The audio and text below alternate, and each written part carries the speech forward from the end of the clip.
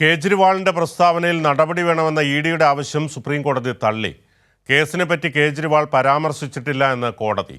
ജയിലിൽ പോകേണ്ടി വരില്ല എന്നുള്ളത് കേജ്രിവാളിന്റെ കാഴ്ചപ്പാടെന്നും കോടതി വിവരങ്ങൾ ജിൽബി നൽകും. ജിൽബി, എന്തൊക്കെയാണ് ഇത് സംബന്ധിച്ചുള്ള കൂടുതൽ വിവരങ്ങൾ?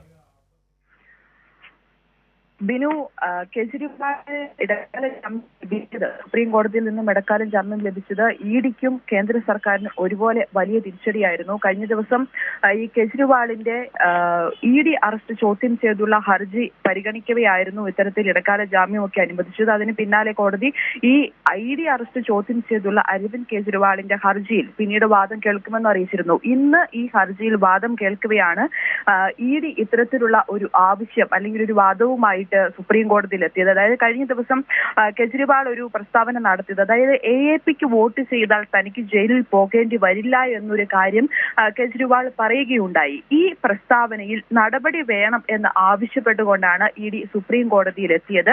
എന്നാൽ ഈ ആവശ്യം സുപ്രീം കോടതി തള്ളുകയായിരുന്നു. ജസ്റ്റിസ് സഞ്ജീവ് ഖന്ന അധ്യക്ഷനായ ബെഞ്ച് ഈ ആവശ്യം തള്ളുകയായിരുന്നു. അതായത് കേസിനെ പറ്റിയോ അല്ലെങ്കിൽ അതിന്റെ എന്തെങ്കിലും കാര്യങ്ങളോ കേജ്രിവാൾ പരാമർശിച്ചിട്ടില്ല. ജയിലിൽ പോകേണ്ടി വരില്ല എന്നുള്ള കാര്യങ്ങളൊക്കെ കേജ്രിവാളിന്റെ മാത്രം കാഴ്ചപ്പാടാണെന്നുള്ള നിരീക്ഷണങ്ങളാണ് കോടതി നടത്തിയത്.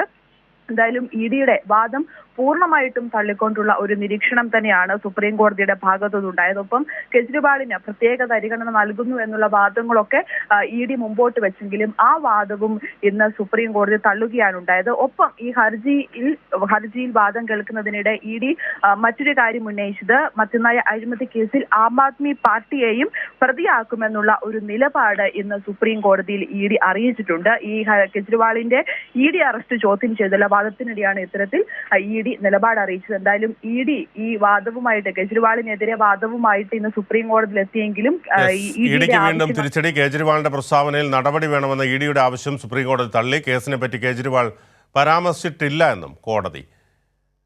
വിവരങ്ങളാണ് ജിൽബി നൽകിയത്.